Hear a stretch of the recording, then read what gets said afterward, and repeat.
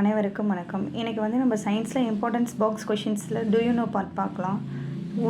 ஊறுகாயில் என்ன ஆசிட் இருக்குது? வினிகர். இதை என்னென்னு சொல்லுவாங்கன்னா அசிட்டிக் ஆசிட் சொல்லுவாங்க. இன்னொரு ஆசிட் என்ன இருக்குன்னா பென்சாயிக் ஆசிட் இருக்குது. இது இருக்கிறதால ஊறுகாய் வந்து நீண்ட நாட்கள் கெட்டு போகாமல் இருக்குது.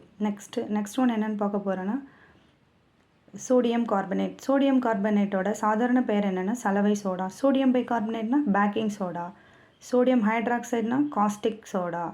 பொட்டாசியம் ஹைட்ராக்சைடுனா காஸ்டிக் பொட்டாஷ். சோடியம் கார்பனேட்னா சலவை soda. Sodium bicarbonate baking soda. Sodium ஹைட்ராக்சைடோட சாதாரண பெயர் caustic soda. Potassium hydroxide caustic potash அப்படின்னு சொல்லுவாங்க. Next do you know part என்னன்னு பார்த்தீங்கன்னா திரவங்களோட பருமன் அளக்க வேறு சில யூனிட்டும் யூஸ் பண்ணுறாங்க. அதை ஒரு 3 யூனிட் கொடுத்துருக்காங்க. என்னென்னா ஒன்று கேலன், இன்னொன்று அவுன்ஸ், இன்னொன்று quad.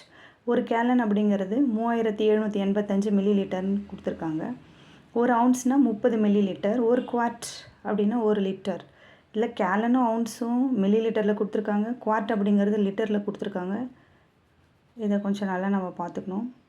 Next do you know part என்னென்னு பார்த்தீங்கன்னா வான் மற்றும் கடல் வழி போக்குவரத்து துறைகளில் தொலைவினை அளக்க பயன்படுத்தப்படும் அலகு நாட்டிக்கல் மைல். ஒரு நாட்டிக்கல் மைல் அப்படிங்கிறது 1.852 கிலோமீட்டர். கப்பல் மற்றும் விமானங்களின் வேகங்களை அளக்க பயன்படும் அலகு நாட். நாட்னா என்னன்னு பார்த்தீங்கன்னா அதனோட ஸ்பீடு. கப்பல் மற்றும் விமானங்களினுடைய வேகங்களை மெஷர் பண்ணுறதுக்கு என்ன யூனிட் யூஸ் பண்ணுறாங்கன்னா நாட். நெக்ஸ்ட்டு ஒரு நாட்னா என்னன்னு சொல்கிறாங்கன்னா 1 மணி நேரத்தில் ஒரு நாட்டிக்கல் மைல் தொலைவு கடக்க தேவைப்படும் வேகம் அப்படின்னு சொல்கிறாங்க.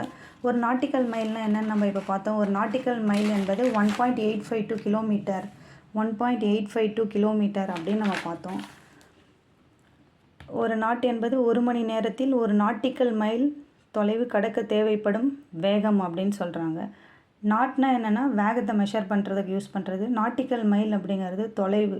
என்னென்னா வான் மற்றும் கடல் வழியில் இருக்கிற தூரத்தை மெஷர் பண்ணுறதுக்கு நாட்டிக்கல் மைல்ன்றதை யூஸ் பண்ணுறோம். தேங்க்யூ. நெக்ஸ்ட் வீடியோவில் மீட் பண்ணலாம்.